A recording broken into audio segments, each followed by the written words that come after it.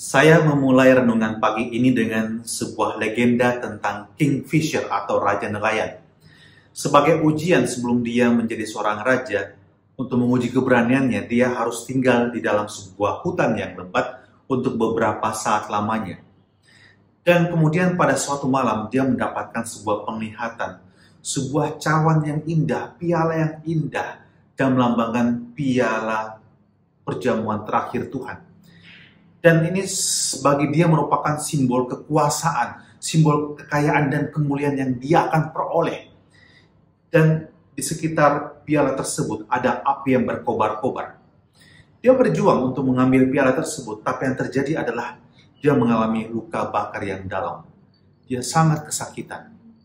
Dan kemudian dalam kesakitan tersebut dia berjalan-jalan kembali dan beberapa waktu lamanya dia berjalan di tengah hutan dan berjumpa dengan seorang badut.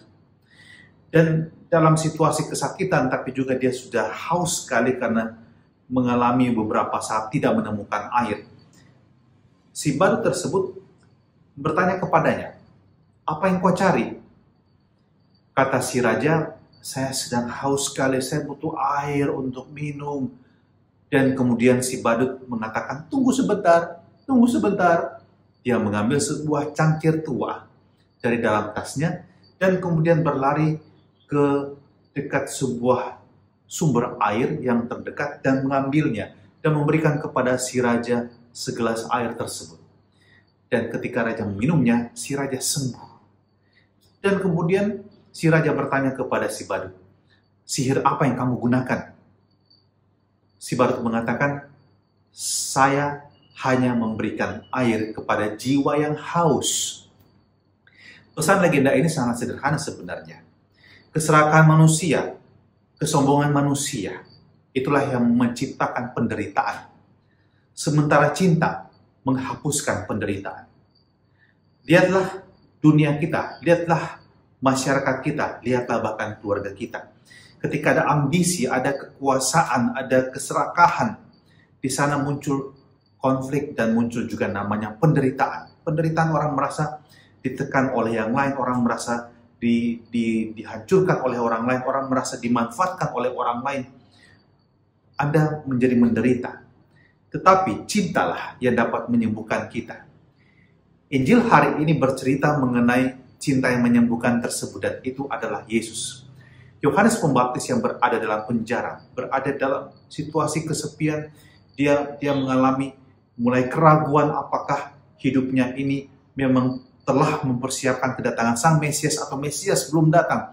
Dan dia mengutus murid-muridnya bertanya kepada Yesus, "Kamukah yang dinantikan itu atau kami harus menunggu orang lain lagi?" Dan Yohanes sesungguhnya tidak tahu berapa lama dia bisa bertahan, kan dia berada dalam penjara waktu itu dan mungkin sewaktu-waktu bisa mati. Dan Yesus menunjukkan kepada Yohanes Pembaptis dan murid-murid yang diutus, "Lihatlah tandanya bahwa orang buta melihat, orang lumpuh berjalan, orang sakit kusta disembuhkan, orang mati dibangkitkan, dan untuk orang-orang miskin diwartakan kabar gembira." Cinta Tuhan menyembuhkan manusia. Cinta Tuhan menghibur manusia. Cinta Tuhan membangkitkan manusia yang letih, lesu, dan berbeban berat. Maka jika kita mengalami penderitaan, jangan kita menjadi sangsi dan ragu. Penderitaan itu bukan dari Tuhan, mungkin dari situasi sekitar kita, mungkin dari sesuatu yang tidak dapat kita kontrol, tapi bukan dari Tuhan. Seringkali penderitaan juga itu muncul karena kesalahan kita sendiri. Tetapi yang Tuhan janjikan adalah Dia datang untuk menghapus penderitaan kita. Dan Dia akan menolong kita, memberikan pertolongan kepada kita, tentu dengan caranya sendiri. Bukan kadang-kadang dengan apa yang bisa kita pikirkan, dan bukan menurut rencana kita. Maka semoga kita belajar untuk melihat tanda-tanda yang Tuhan berikan kepada kita, di mana Dia datang, mengulurkan tangan, dan menyembuhkan kita.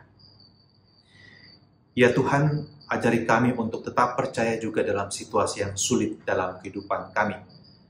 Ajari kami untuk tetap berpegang pada iman kami, tetap memiliki harapan dalam diri kami, dan tetap berbuat kasih juga di tengah-tengah perjuangan suka duka hidup kami. Dan semoga dengan demikian kami pun turut menghadirkan kerajaan-Mu di tengah-tengah dunia ini dengan berkat-Mu yang Maha Kuasa, Bapa dan Putra dan Roh Kudus. Amin.